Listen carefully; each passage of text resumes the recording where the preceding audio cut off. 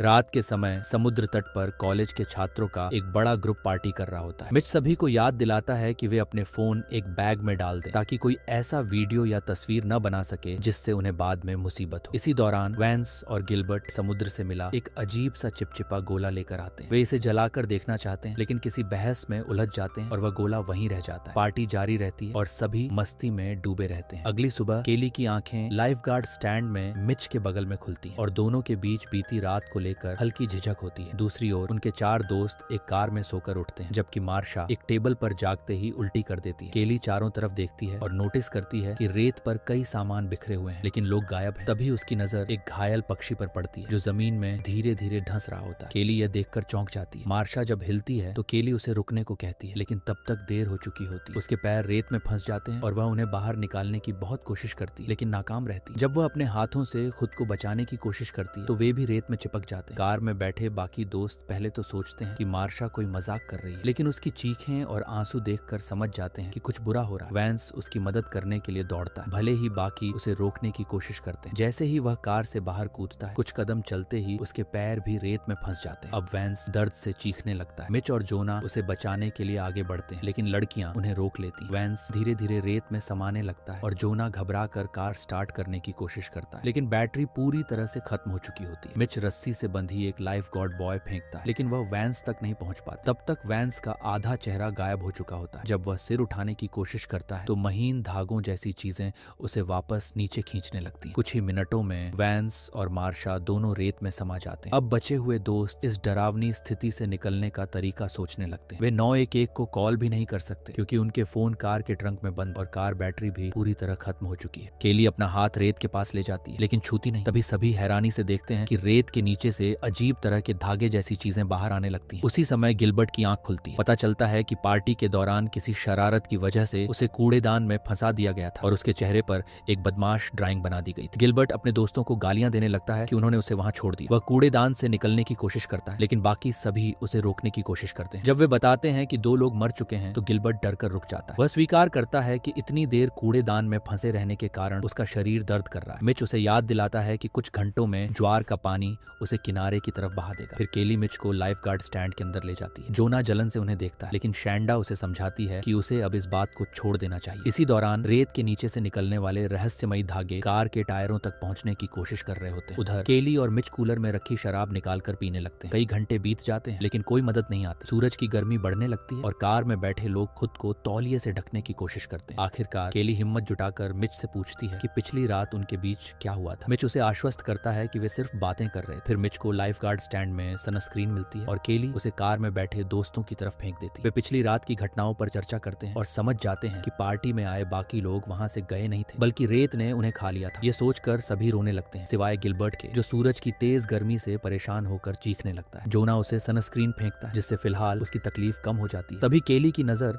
उस चिपचिपे गोले पर पड़ती है जो अब पूरी तरह सूख कर 2 टुकड़ों में टूट चुका होता है। तभी रॉनी ध्यान देता है कि यह कोई गोला नहीं था बल्कि एक अंडा था। मतलब जो चीज इसमें से निकली थी वही रेत में छिपा राक्षस था जिसने सबको खा लिया। यह राक्षस सिर्फ पिछली रात ही पैदा हुआ था। केली अंदाजा लगाती है कि यह अभी बहुत बड़ा नहीं हुआ होगा। वह कूलर से एक सॉसेज निकालकर रेत पर फेंकती है और सभी देखते हैं कि किस तरह से रेत के नीचे से धागे जैसी चीजें निकलकर उसे अंदर खींच लेती हैं। अब वे कुछ और सॉसेज फेंकते हैं ताकि यह देख सकें कि यह राक्षस कितनी दूर तक पहुंच सकता है लेकिन हर बार वे धागे तेजी से बाहर निकल आते हैं। तभी एक चिड़िया नीचे उतरती है और जैसे ही वह सॉसेज खाने लगती है रेत के धागे उसे पकड़कर तुरंत मार देते हैं। वे आखिरी सॉसेज दूसरी दिशा में फेंकते हैं लेकिन राक्षस इस बार उस पर हमला नहीं करता। इसका मतलब होता है कि वहाँ सुरक्षित जगह है। हालांकि वह जगह बहुत दूर नहीं है लेकिन वहां तक पहुंचना बेहद खतरनाक है। समूह में फिर से बहस छिड़ जाती है और रॉनी ध्यान दिलाती है कि उन्होंने कई घंटों से न कोई गाड़ी देखी है और न ही कोई इंसान, इसलिए यह कोई मामूली स्थिति नहीं हो सकती। हार मानने से इनकार करते हुए जोना कार के पीछे से 2 सर्फ बोर्ड निकालता है और उन्हें रेत पर फेंकता है। जब राक्षस कोई प्रतिक्रिया नहीं देता तो वह सुरक्षित रूप से उन पर कूद जाता है। अब वह बारी बारी से बोर्ड को आगे बढ़ाकर बिना खतरे के आगे बढ़ सकता है। केली उसे याद दिलाती है कि अपने हाथों को रेत के ज्यादा पास न लाए तो जोना अचानक रुक जाता है और सबको बात करने के लिए बुलाता है। वह उन लोगों को टोकता है जिन्होंने पिछली रात धोखा दिया लेकिन बाकी दोस्त मानते हैं कि यह बात बाद में हो सकती है। अभी उनकी प्राथमिकता बचकर निकलना होनी चाहिए। जोना आगे बढ़ता है और जब वह एक बेंच के पास पहुंचता है तो सर्फ बोर्ड अचानक फिसल जाता है और वह लगभग गिर ही जाता है लेकिन आखिरी सेकंड में बेंच पकड़ लेता है। बाकी लोग देखते हैं कि रेत के धागे सर्फ बोर्ड को पीछे धकेल रहे हैं और वे जोना से वापस लौटने के लिए कहते हैं लेकिन वह मानने से इनकार कर देता है। अचानक जोना के नीचे से धागे निकलते हैं और उसके पेट को छू लेते हैं। वह तुरंत छलांग लगाकर टेबल के ऊपर पहुंचता है लेकिन तब तक उसकी त्वचा पर खून से भरे घाव बन चुके होते। जोना अचानक चक्कर महसूस करता है और उसके कानों में एक अजीब आवाज गूंजने लगती है, जिससे वह अपने दोस्तों की चिंतित आवाजें ठीक से सुन नहीं पाता। कुछ सेकंड आराम करने के बाद वह दर्द की शिकायत करता है और कहता है कि यह महसूस हो रहा है जैसे हजारों जेलीफिश ने उसे डंक मारा। रॉनी देखती है कि घाव बहुत गहरे नहीं है और अंदाजा लगाती है कि रेत के धागे जहरीले हैं। जोना गहरी सांस लेता है और खुद को हिलाने की कोशिश करता है, क्योंकि उसके पास वाली बेंच पर एक बैग रखा हुआ होता है। वह उसमें कुछ खाना ढूंढता है और गलती से एक केला गिरा देता है, लेकिन वह रेत में नहीं धंसता। जिज्ञासा में वह केले को उठाकर ध्यान से देखता है और फिर से नीचे रखता है। तभी वह नोटिस करता है कि राक्षस सिर्फ रेत से बाहर आता है, लेकिन जहाँ पिछली रात अलाव जलाया गया था वहाँ नहीं। जोना बेंच से कूदकर उसी जगह पर उतरता है जहाँ पहले अलाव जलाया गया था और उसे कुछ नहीं होता। इससे उसकी थ्योरी पक्की हो जाती है कि राक्षस को आग से नफरत है। इस खोज का जश्न मनाने के लिए जोना केले को खा लेता है, लेकिन फिर डर के मारे देखता है कि उसके पेट के घाव से पस निकलने लगता है। केली उसे शांत करने के लिए सख्त लेकिन कोमल शब्दों में समझाती है और उसे वापस टेबल पर चढ़ने और बैग को फिर से चेक करने के लिए कहती है। जोना बैग में कुछ ड्रिंक्स पाता है और उन्हें अपने दोस्तों की ओर फेंकना शुरू करता है, लेकिन जब वह आखिरी कैन फेंकने वाला होता है तो बेंच टूट जाती है और वह फिसल जाता है। उसके घावों से और ज्यादा पस बहने लगती है, फिर वे फट जाते हैं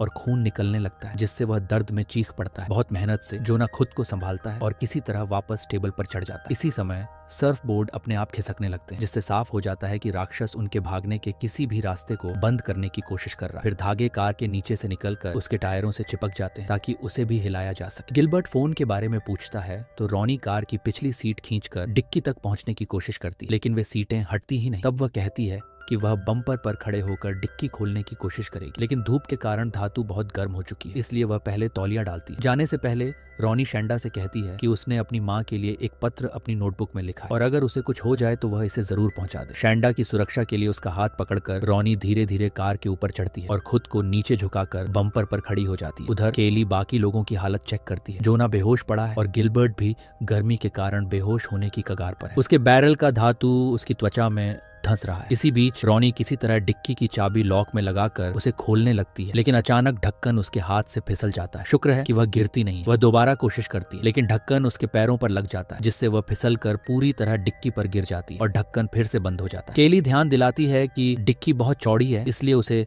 और पीछे झुकना होगा। शैंडा और रॉनी तौलिए को रस्सी की तरह घुमाकर पकड़ने की कोशिश करती है, लेकिन यह इतना लंबा नहीं होता कि रॉनी एक साथ पीछे झुककर डिक्की खोल सके। मिच और केली को याद आता है कि लाइफ गार्ड स्टैंड में एक रेस्क्यू हुक है और वे इसे रॉनी तक पहुंचाते हैं, लेकिन कार बुरी तरह हिलने लगती है क्योंकि राक्षस ने टायरों को छेदना शुरू कर दिया है, जिससे उसे हिलाने की कोशिश की जा रही है। बहुत सावधानी से आखिरकार रॉनी डिक्की खोलने में सफल हो जाती है। रॉनी अभी फोन निकालने ही वाली थी कि अचानक एक और कार बीच पर आकर तेज हॉर्न बजाती है, जिससे वह चौंक जाती है। उसका संतुलन बिगड़ता है और वह फिसल जाती है। डिक्की का ढक्कन उसके हाथ पर गिरता है, जिससे उसकी उंगलियां फंस जाती हैं। वह दर्द से चिल्लाती है और बाकी दोस्त हाथ हिलाकर कार वाले को बुलाने लगते हैं। कार टेबल के पास आकर रुकती है और अंदर से बीच पेट्रोल का ऑफिसर एलेक्स खिड़की नीचे करके कहता है कि बीच बंद है। दोस्त उसे अपनी हालत समझाने की कोशिश करते हैं, लेकिन एलेक्स को लगता है कि उन्होंने नशा कर रखा है और वह उनकी बातों पर विश्वास नहीं करता। चेतावनियों को नजरअंदाज करके वह कार से बाहर आ जाता है, लेकिन कुछ नहीं होता। एलेक्स आराम से जोना और गिलबर्ट की हालत देखने जाता है और बिना किसी दिक्कत के रेत पर चलता रहता है। दरअसल रेत में छिपे धागे उसके जूतों के नीचे से उसे पकड़ने की कोशिश कर रहे थे, लेकिन वे उसकी मजबूत बूट्स को नहीं भेद पाए। एलेक्स गिलबर्ट का मजाक उड़ाता है उसके भारी शरीर और चेहरे पर बने भद्दे ड्राइंग को लेकर। फिर वह उसे बैरल से निकालने की कोशिश करता है, लेकिन कोई फायदा नहीं होता। इसके बाद वह रॉनी की तरफ बढ़ता है, लेकिन उसकी उंगलियों को भी नहीं छुड़ा पाता। अब तक उसकी झुंझलाहट बढ़ चुकी। वह दोस्तों को गालियां देने लगता है और आरोप लगाता है कि उन्होंने कुछ नशा किया होगा। केली उसे बेकार आदमी कहकर चिल्लाने लगती है। गुस्से में आकर एलेक्स लाइफ गार्ड स्टैंड की तरफ बढ़ता है और केली और मिच से बहस करने लगता है। वो अब भी उनकी कहानी पर भरोसा नहीं करता और धमकी देता है कि अगर वे नीचे नहीं आए तो वह जबरदस्ती करेगा। केली और मिच इनकार कर देते हैं तो वह अपनी मिर्ची स्प्रे निकालने के लिए हाथ बढ़ाता है, लेकिन गलती से उसकी कार की चाबी नीचे गिर जाती है। जैसे ही वह चाबी उठाने के लिए झुकता है उसका हाथ फंस जाता है। केली उसे मिर्ची स्प्रे इस्तेमाल करने के लिए कहती है। एलेक्स धागों पर स्प्रे करता है, जिससे वे अचानक गायब हो जाते हैं और उसका हाथ छूट जाता है। लेकिन जब वह अपनी बांह देखता है तो वह आधी खाई जा चुकी थी। दर्द से चीखते हुए वह पीछे की ओर गिरता है और राक्षस उसे नीचे खींचने लगता है। रैंप का इस्तेमाल करते हुए रॉनी आगे बढ़ती है और मिर्ची स्प्रे उठा लेती है। वह एलेक्स की मदद करने के बजाय उसे तड़पने के लिए छोड़ देती है और देखते ही देखते रेत उसे पूरी तरह निगल जाती है। मिच एलेक्स के जूते देखता है, फिर अपने फ्लिप फ्लॉप पहनकर शैंडा से उसके तौलिए मांगता है। वह उन्हें